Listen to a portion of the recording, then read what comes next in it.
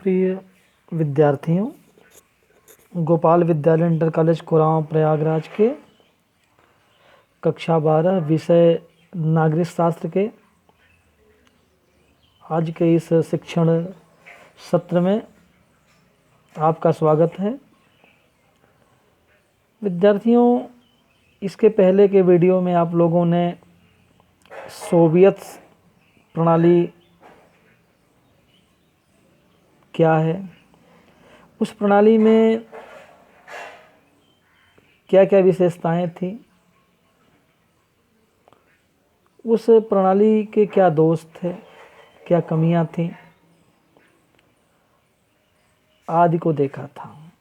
विद्यार्थियों, आप लोगों ने देखा था कि सोवियत प्रणाली में बहुत अधिक विशेषताएं थीं। वह विश्व की अच्छी अर्थव्यवस्थाओं में से एक थी, लेकिन उस विश्व की दूसरी सबसे बड़ी महाशक्ति अर्थात सोवियत संघ का सन 1991 ईस्वी में अचानक विघटन हो गया और इसी के साथ सोवियत संघ की साम्यवादी व्यवस्था भी समाप्त हो गई। जो विश्व दो ध्रुवीय था वह एक ध्रुवीय हो गया। विद्यार्थियों, सोवियत संघ का जो पतन हुआ, सोवियत संघ का जो विघटन हुआ, उस विघटन का घटना चक्र किस प्रकार से था? सोवियत संघ के विघटन के लिए उत्तरदायी प्रमुख कारक कौन कौन से था? इन बिंदुओं पर मैं आप लोगों को आज बताऊंगा। विद्यार्थियों, सोवियत संघ के विघटन का घटना चक्र, गोर्बाचोव का महासचिव बनना। विद्यार्थियों, मार्च 1985 ईस्वी में मिखाइल गोर्बाचोव को सोवियत संघ की कम्युनिस्ट पार्टी का महासचिव चुना गया। उन्होंने सोवियत संघ में सुधारों की श्रृंखला प्रारंभ की। आज़ादी के लिए आंदोलन का आरंभ सन 1988 में लिथुआनिया में आज़ादी के लिए आंदोलन प्रारंभ हो गया। यह आंदोलन एस्टोनिया और लताविया में तीव्र गति से फैलने लगा। सोवियत संघ की घोषणा अक्टूबर 1989 ईस्वी में सोवियत संघ ने घोषणा की कि वारसा समझौते के सदस्य अपना भविष्य तय करने के लिए पूर्ण रूप से स्वतंत्र हैं। रूसी संसद द्वारा स्वतंत्रता की घोषणा जून 1990 ईस्वी में रूसी संसद ने सोवियत रूस से अलग होने का निश्चय किया और अपनी स्वतंत्रता की घोषणा कर दी।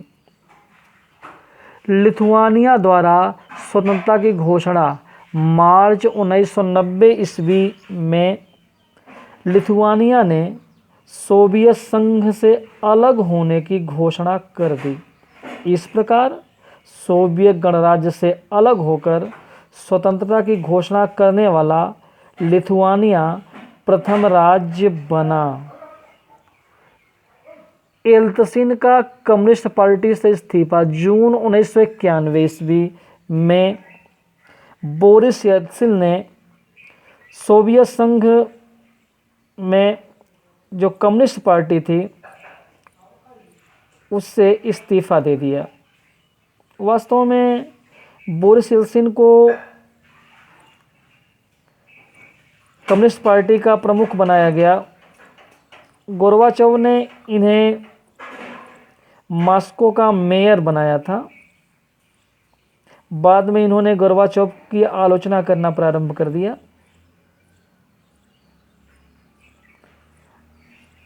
अंततः इन्होंने जून 1991 में कम्युनिस्ट पार्टी से इस्तीफा दे दिया और रूस के राष्ट्रपति बने। अगला घटना चक्र गोर्बाचोव के विरुद्ध असफल विद्रोह, यह अगस्त 1991 ईस्वी में हुआ। इसमें कम्युनिस्ट पार्टी ने गर्मपंथियों के सहयोग से सोवियत संघ के राष्ट्रपति मिखाइल गोर्बाचोव के खिलाफ विद्रोह कर दिया, लेकिन गर्मपंथियों का यह प्रयास असफल सिद्ध हुआ। बाल्टिक गणराज्यों का संयुक्त राष्ट्र संघ का सदस्य बनना। सितंबर 1991 ईस्वी में बाल्टिक गणराज्य संयुक्त राष्ट्र संघ के सदस्य बन गए। इन बाल्टिक गणराज्यों में एस्टोनिया, लताविया और लिथुआनिया शामिल थे। स्वतंत्र राष्ट्रों में राष्ट्रकुल का निर्णय। राष्ट्रकुल अर्थात कॉमनवेल्थ ऑफ इंडिपेंडेंट स्टेट्स, साम्यवादी सोवियत गणराज्य के विघटन के साथ ही स्वतंत्र राज्यों के राष्ट्रकुल अर्थात कॉमनवेल्थ ऑफ इंडिपेंडेंट स्टेट्स का गठन किया गया। दिसंबर 1991 में बेलारूस, रूस और यूक्रेन ने सन 1922 के सोवियत संघ के निर्णय से संबंधित संधि को समाप्त करने का निर्णय लिया तथा स्वतंत्र राष्ट्रों के राष्ट्रकुल का निर्माण किया। इस स्वतंत्र राष्ट्रों के राष्ट्रकुल में Armenia, Azerbaijan, Kazakhstan, Moldova, Kyrgyzstan, Tajikistan, Turkmenistan और उज़्बेकिस्तान भी शामिल हो गए। संयुक्त राष्ट्र संघ की सुरक्षा परिषद में सोवियत संघ के स्थान पर रूस को प्रतिनिधित्व दिया गया, अर्थात रूस को सीट प्राप्त हुई। सन 1993 में जॉर्जिया राष्ट्रकुल का सदस्य बन गया। गोर्बाचोव का सोवियत संघ के राष्ट्रपति पद से इस्तीफा। विद्यार्थियों, 25 दिसंबर 1991 ईस्वी को मिखाइल गोर्बाचेव ने सोवियत संघ के राष्ट्रपति पद से इस्तीफा दे दिया। इस तरह सोवियत संघ का विघटन हो गया। अब आप लोग यह जानिए कि ये विश्व की दूसरी सबसे बड़ी महाशक्ति, ऐसा क्या हो गया, क्या परिस्थितियां उत्पन्न हुई कि विघटित हो गया, इसका पतन हो गया।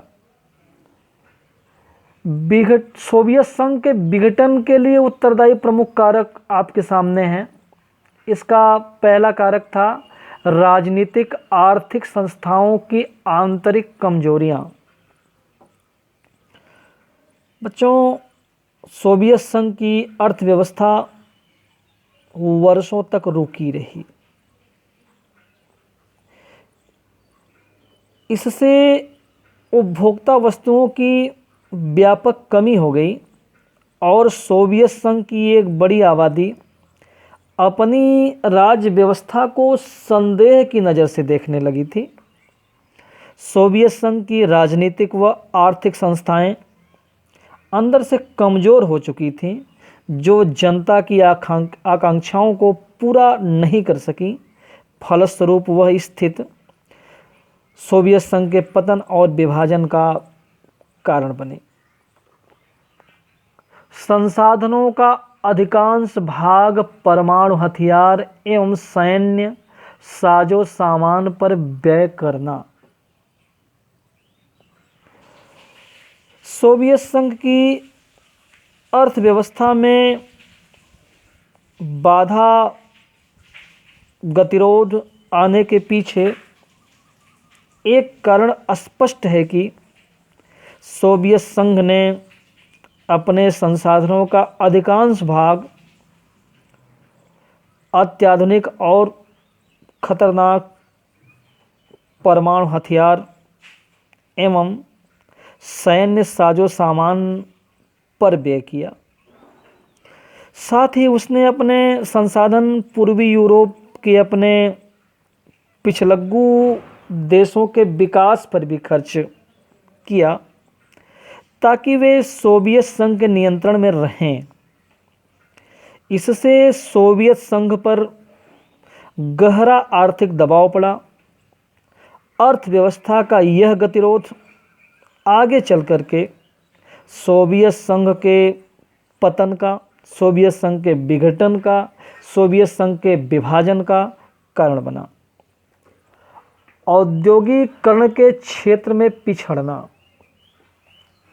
बच्चों, औद्योगिकरण के विरोध के कारण सोवियत संघ में विज्ञान और तकनीक का विकास नहीं हो पाया। कृषि के द्वारा देश का विकास उस गति से नहीं हो पाया जैसा कि पश्चिमी देशों का हुआ। सच्चाई यह थी कि सोवियत संघ पश्चिमी देशों की तुलना में पिछड़ चुका था। इससे लोगों को मनोवैज्ञानिक धक्का लगा जो सोवियत संघ के विभाजन का एक कारण बना।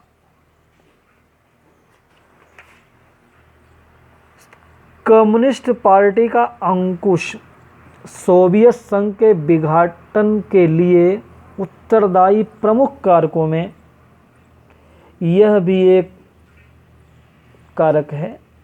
सोवियत संघ पर कम्युनिस्ट पार्टी ने लगभग 70 वर्षों तक शासन किया और यही पार्टी अब जनता के प्रति जवाबदेह नहीं रह गई थी। एक ही दल होने से भी संसाधनों पर कम्युनिस्ट पार्टी का नियंत्रण रहता था। साथ ही जनता के पास कोई विकल्प भी नहीं था। पार्टी के अधिकारियों को आम नागरिकों से अधिक विशेषाधिकार मिले हुए थे। लोग अपने को राज व्यवस्था और शासकों से जोड़कर नहीं देख पा रहे थे। साथ ही चुनाव का भी कोई विकल्प नहीं था। अतः धीरे धीरे सरकार का जनाधार खिसकता चला गया और सोवियत संघ का विघटन हो गया। गोर्बाचेव द्वारा किए गए सुधार एवं जनता को प्राप्त अभिव्यक्ति की स्वतंत्रता। जब गोर्बाचेव ने सुधारों को लागू किया और व्यवस्था में ढिलाई की तो लोगों की आकांक्षाओं अपेक्षाओं का ऐसा ज्वार उमड़ा जिसका अनुमान शायद ही कोई लगा सकता था और जनता गोर्बाचेव की धीमी कार्य पद्धति से धैर्य खो बैठी। धीरे धीरे खींचातानी में गोर्बाचेव का समर्थन हर तरह से जाता रहा।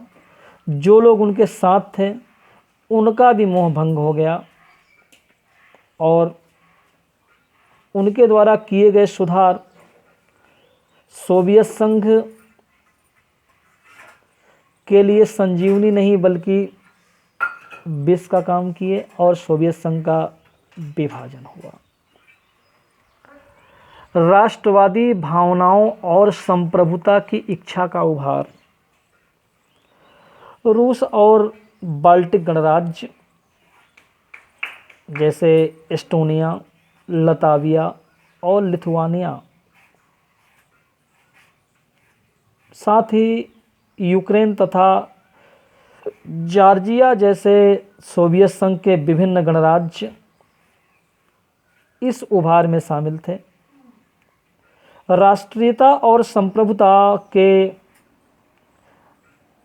भावों का उभार सोवियत संघ के विघटन का अंतिम और सर्वाधिक तात्कालिक कारण सिद्ध हुआ। सोवियत जनता को पश्चिमी देशों के विकास का ज्ञान होना। विद्यार्थियों, सोवियत जनता को पश्चिमी देशों के विकास के बारे में अधिक जानकारी हुई। सोवियत संघ के आम नागरिकों की पश्चिमी देशों के औद्योगिक और अन्य विकास के बारे में ज्ञान बढ़ा। वे अपनी राजनीतिक व्यवस्था और पश्चिमी देशों की राजनीतिक व्यवस्था के बीच व्याप्त अंतर को देखने समझने लगे थे। वर्षों से इन लोगों को यह बताया जा रहा था कि सोवियत राजनीतिक व्यवस्था पश्चिम के पूंजीवाद से बेहतर है, लेकिन वास्तविकता यह थी कि सोवियत संघ पिछड़ चुका था और उसके पिछड़ेपन की पहचान से लोगों को राजनीतिक मनोवैज्ञानिक रूप से धक्का लगा और वे सोवियत संघ से जो एक हार्दिक जुड़ाव रखते थे, सोवियत संघ के इस राजनीतिक व्यवस्था से वे धीरे धीरे करके हटने लगे और वे स्वतंत्र होकर के रहने की बात सोचने लगे और वहाँ विघटन जैसी स्थिति उत्पन्न हो गई। समाजवादी विचारधारा की उपेक्षा। विद्यार्थियों, आप लोग जानते ही हो कि सोवियत संघ समाजवादी विचारधारा पर आधारित था। समय समय पर अनेक प्रयास समाजवादी विचारधारा व उसकी संस्कृति को बचाए रखने के लिए किए जाते रहे थे, लेकिन गोर्बाचेव के काल में सोवियत संघ ने समाजवादी संस्कृति के विकास व उसके स्थायित्व के लिए कोई प्रयास नहीं किए। समाजवादी जन चेतना के अभाव में जनता का अन्य विचारधाराओं जैसे पूंजीवादी, लोकतांत्रिक, उदारवादी के प्रति आकर्षण बढ़ने लगा, जो साम्यवाद के प्रभाव को कम कर रहा था। फलस्वरूप पूर्वी यूरोप के साम्यवादी विरोधी तत्वों की शक्ति बढ़ने लगी। पोलैंड, बल्गारिया, हंगरी, रोमानिया, पूर्वी जर्मनी व चेकोस्लोवाकिया में साम्यवादी विचारधारा के समाप्त होने पर सोवियत संघ के प्रभाव को गहरा झटका लगा। इस प्रकार से विद्यार्थियों, इन मुख्य कारणों से सोवियत संघ विघटित हो गया। विद्यार्थियों, मैं अगले वीडियो में आप लोगों को सोवियत संघ के विघटन के परिणाम क्या क्या दिखाई दिए, विघटन की परिणतियां क्या क्या हुई, इस संबंध में बताऊंगा। धन्यवाद।